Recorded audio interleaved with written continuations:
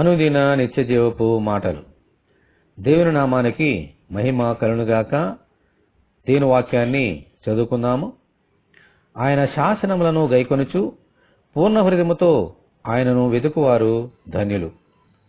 కీర్తనల గ్రంథము 119వ అధ్యాయము 2వ వచనం.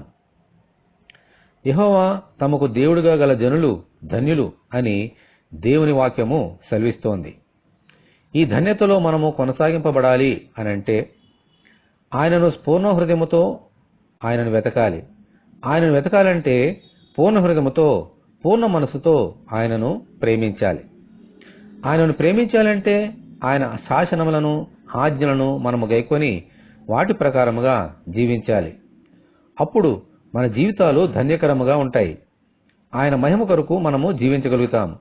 దేవునికి స్తోత్రము. హల్లెలూయా. ప్రభువా, మీ శాసనమును గైకొని మిమ్ములను వెదుగుచూ ధన్యకరమైన జీవితము కొనసాగించినట్లు దయచేయమని మనమందరము ప్రార్థన చేసుకుందాము. ప్రభువా, నీ వాక్యములను నీ ఆజ్ఞలను శాసనమును గైకొని ఎడల వాటిని మా పూర్ణ హృదయంతో వెతికిన ఎడల మేము ధన్యులము అని నీ వాక్యము సెలవిస్తుంది. కాబట్టి మా జీవితకాలమంతా మీ శాసనమును గైకొని మిమ్మల్నే వెదుగుచూ ఈ ధన్యకరమైన జీవితము కొనసాగించినట్లుగా నీ కృప మాకు దయచేయండి.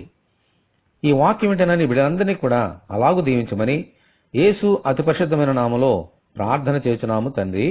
ఆమేన్. దేవుని ప్రేమ మనకందరికీ తోడేండునుగాక. ఆమేన్. పరిశుద్ధ దేవుని మందిరం.